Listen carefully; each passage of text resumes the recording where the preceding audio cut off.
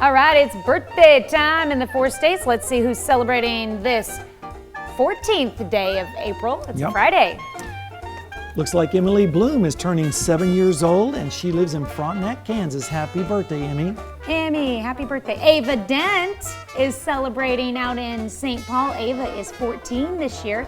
She's actually celebrating birthdays this weekend with her grandfather. That's right, who is Charlie Diskin, and St. Paul, Kansas as well. So it looks like they're going to have a fun time this weekend. There, yeah. I think you can tell which is which in that picture. Yep, I think so. Right. Happy birthday, Ava and Charlie. Justin Johnson turning 35 years old this year. Justin is in Webb City. And let's not forget Jessica Kennedy, turning 44 in Goodman, Missouri. She's on the top row on the right. All right.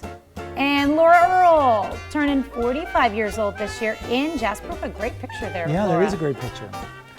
And we're looking at Rhonda McMillan, 50 years old in Chinook, Kansas. Happy birthday, Rhonda.